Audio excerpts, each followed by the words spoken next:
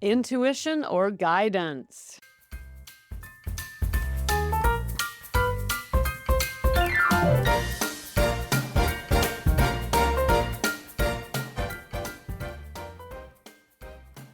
Welcome to Sober Living Snippets, where we live alcohol-free so we can heal our relationships, feel youthful again, and ditch regret and shame. Hello, gals. Becca here with a snippet for you. And today we're talking about intuition. Intuition or guidance is actually the name of the chapter in Florence Scovel Shinn's 1925 book, The Game of Life and How to Play It. Wow! We've been on this book for 6 snippets in a row. We are digging in. We're actually not. You know, the truth of the matter is that what I give you, each snippet is a chapter.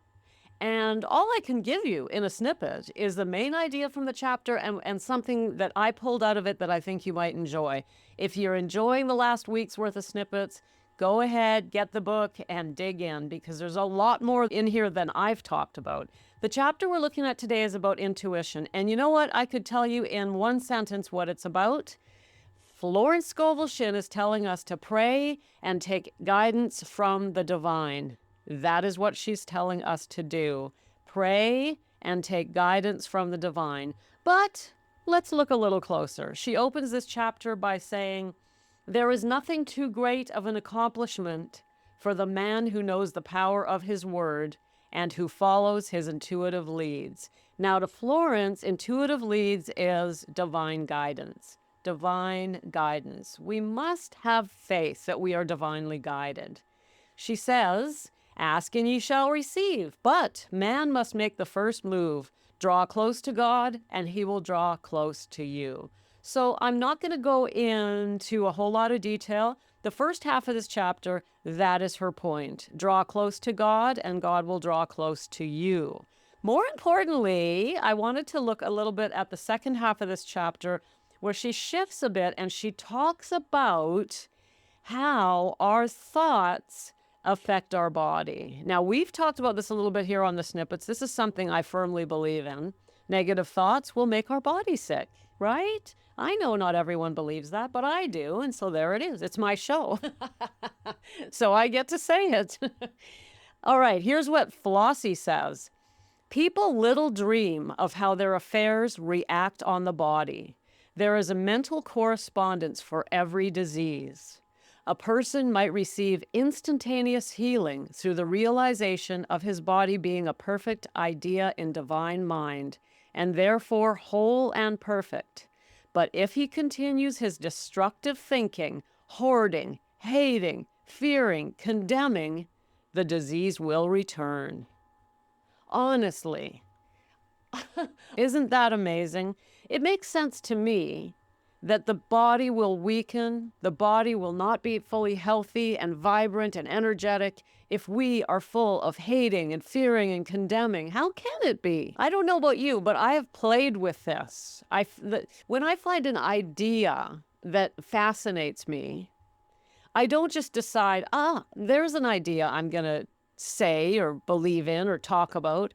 I used to do that. Anyone who listens to this show for any length of time knows that that was my modus operandi back in the day. I was a know-it-all who lived on the surface. I read and read and read and read and spewed out what I had read, but I never practiced any of it. I just said it because I'd read it.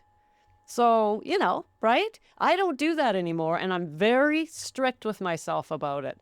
So this stuff here, I've been reading Flossie's book now for, I think, a year.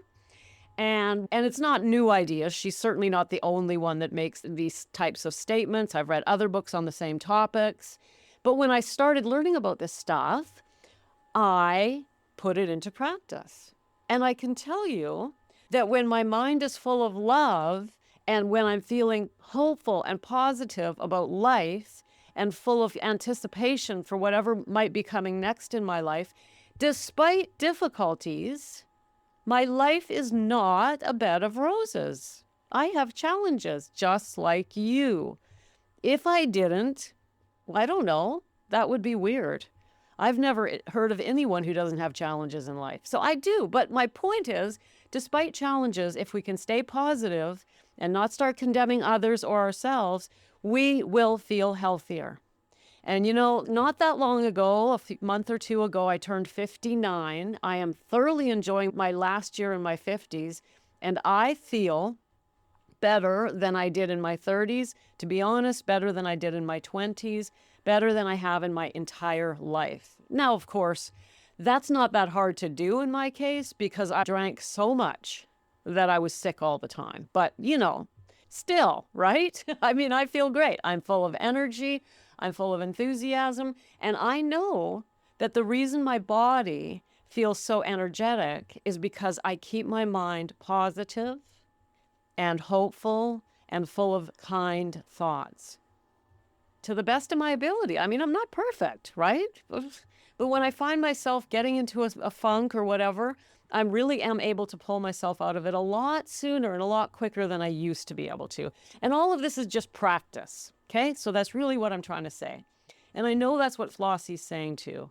She's saying, if we continue our destructive thinking, hoarding, hating, fearing, condemning, our disease will return. It's hard to be healthy when you're having thoughts like that, right? She says, continuing on, she says, many people attract disease and unhappiness through condemnation of others. What we condemn in others, we attract to ourselves. That's a powerful statement, isn't it? What we condemn in others, we attract to ourselves. Now, she gives a little story on this one. Here it is. I love this little story. For example, a friend came to me in anger and distress because her husband had deserted her for another woman. She condemned the other woman and said continually, she knew he was a married man and had no right to accept his attentions. I replied, stop condemning the woman, bless her, and be through with the situation. Otherwise, you are attracting the same thing to yourself. She was deaf to my words, and a year or two later became deeply interested in a married man herself. Ooh, oops. Oopsie. Right? The boomerang. Then she finishes by saying, man picks up a live wire whenever he criticizes or condemns and may expect a shock. Ooh, a shock. When we criticize and condemn others, we are playing with a live wire. Let's not do that. Let's not do that. Okay. She also says, I want to share this one. She tells several other stories. You're going to find so many stories in this book about the people that she worked with. Flossie ends this chapter by reminding us that fears and doubts and resentments and regrets are our absolute worst possible enemies, and they will take us down. That, in combination of being critical of others, will make us absolutely miserable creatures. Miserable creatures. Let's not do that, right? Of course not. I know you don't. My listeners would never do that. Never. Never. Neither would I, right? Right. Okay.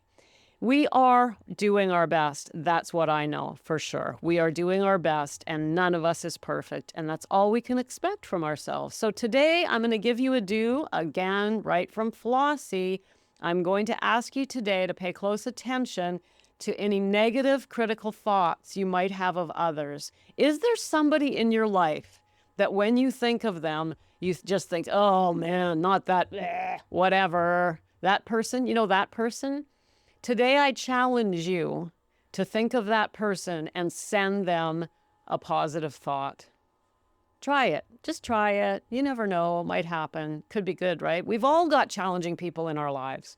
So let's take an effort today to just think of the person in our life that is the most challenging. And you don't have to love them to death, but try not to criticize and condemn them today. Let's take a break, if that's the best we can do. Come back tomorrow for your next snippet. We're going to learn from Flossie perfect self-expression. She's very concerned that we express ourselves positively. We don't criticize others. And so tomorrow we got a chapter on how to have perfect self-expression. All right. See you tomorrow. Thanks for popping in. Be sure to come back tomorrow so we can keep your head on straight. Sending you buckets of love.